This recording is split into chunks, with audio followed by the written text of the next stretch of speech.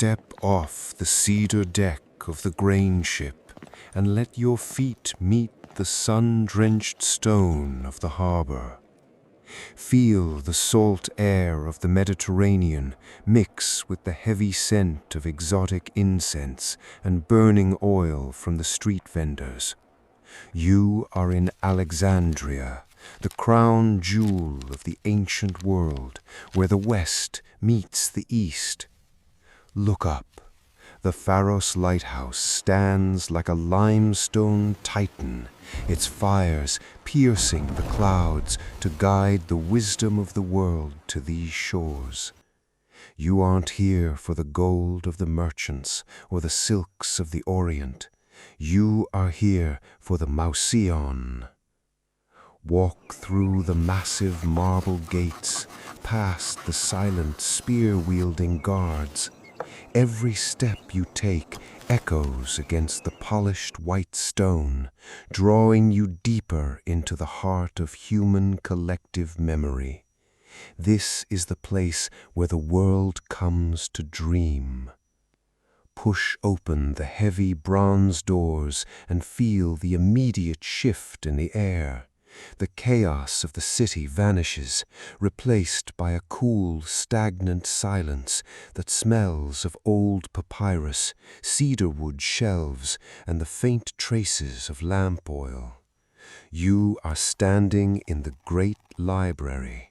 Around you, 500,000 scrolls are meticulously organized in wooden niches, reaching toward the heavens. Look up at the soaring vaulted ceilings where the echoes of Greek, Egyptian, and Persian voices once mingled in debate. This was the first true temple of the Muses. Here, the true blueprints of the pyramids, the lost star charts of the Chaldeans, and the secret histories of forgotten kings sit side by side. It was a sanctuary where kings bowed to scholars, and the pursuit of truth was the only law. You can almost feel the presence of Eratosthenes as he measured the very circumference of the earth within these silent halls. Reach out your hand, run your fingers across a scroll written in the original hand of Archimedes himself. Beneath these layers of ink lie diagrams of complex machines and steam engines that the world would not see again for 2,000 years. Maps of distant continents, lands that should not have been known to the ancients, lie partially unrolled on stone tables. This was the physical database of humanity. Every play by Sophocles, every theorem by Euclid, and every medical breakthrough of the Egyptian healers was stored here. But as you walk deeper into the inner sanctums, notice the flickering shadows. Outside these walls, the world is shifting. Political winds are turning cold. The sound of marching Roman boots begins to vibrate through the very floorboards beneath your feet.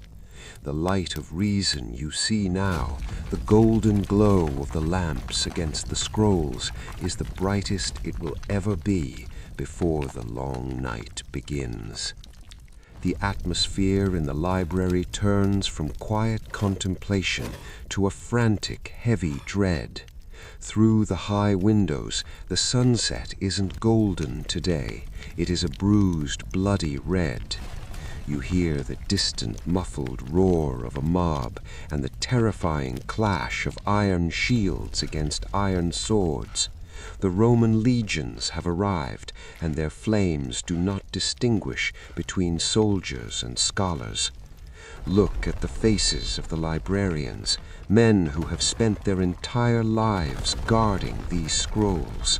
They are not hiding gold, they are hiding the future. The first trail of thin, acrid smoke begins to drift under the bronze doors. It smells of cedar and old paper. The fire started in the harbor, but it has found its way home. The orange light of the encroaching inferno begins to reflect off the marble statues and clouds, making them look as though they are weeping in the flickering light. Suddenly, the doors burst open. The heat becomes a physical weight pushing against your chest. The flames are not just eating wood and paper, they are devouring the collective soul of our species. Watch as the scrolls curl into black ash, their words glowing one last time before vanishing forever. The poetry of 1,000 lost voices is being erased in a heartbeat. The cedar shelves groan under the heat and collapse in a rain of sparks that looks like falling stars. The silence of the library is replaced by the terrifying scream of history being torn apart. Think of the medicine we forgot. Think of the stars we lost sight of. Every scroll that turns to ash is another 100 years of progress we will have to fight to rediscover. The great hall, once a temple of light, is now a furnace of ignorance. Step back into the cold night air and look at the sky. It is black with the soot of our ancestors' wisdom. Alexandria did not just lose a building, humanity lost its path. As the last embers fade into the dark sea, we are left only with silence. What would we be today if the light had never gone out? This is the tragedy of Alexandria, the day we forgot who we were.